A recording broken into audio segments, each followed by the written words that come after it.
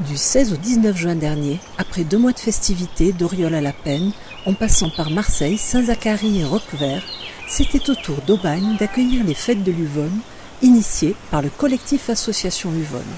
Leur but, sensibiliser petits et grands à la nécessité de préserver ce fleuve emblématique de notre territoire.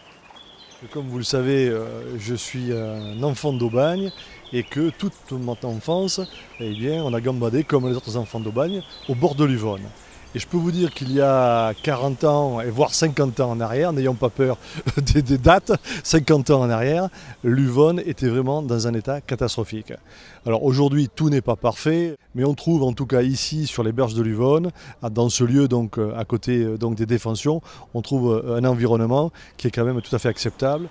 La gestion hydraulique du fleuve, elle incombe au syndicat intercommunal du bassin versant de l'Uvonne.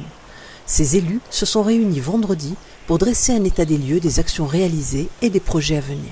Et le rôle du syndicat, bien entendu, de ce bassin versant, c'est qu'il a fait un contrat de rivière qui a été signé le 28 octobre, qui est doté de 18 millions d'euros, en coopération avec l'agence de l'eau, les participations du conseil régional, les participations du conseil général.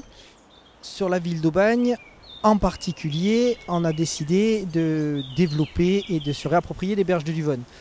On a décidé ça, des aménagements seront réalisés très certainement d'ici la fin du mandat entre le Boulodrome jusqu'au lycée Gustave Eiffel. C'est un aménagement qui sera concerté avec les associations. J'ai rencontré tout à l'heure sur site l'association des pêcheurs d'Aubagne et Marseille qui souhaiterait que soit installé un ponton pour les PMR par exemple, ainsi que des zones de pêche no-kill. No-kill, ça veut dire qu'on pêche le poisson et qu'on le remet dans l'eau directement. La finalité était donc d'avoir cette pêche sportive et que tous les publics puissent être associés et puissent se approprier les berges de l'Uvonne.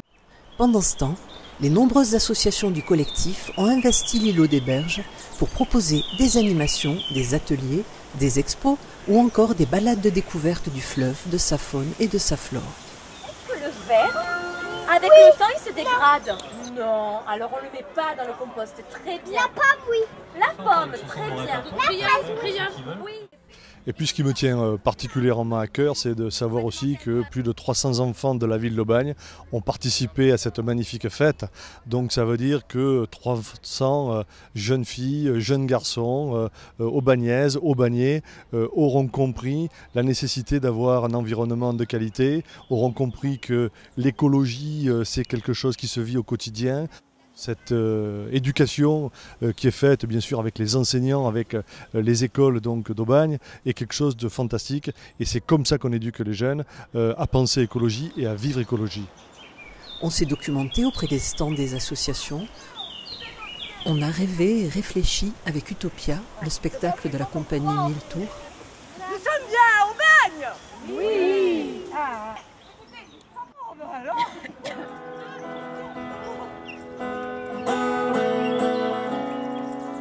Et on a voyagé avec l'univers poétique et décalé du musicien Yann Kelly.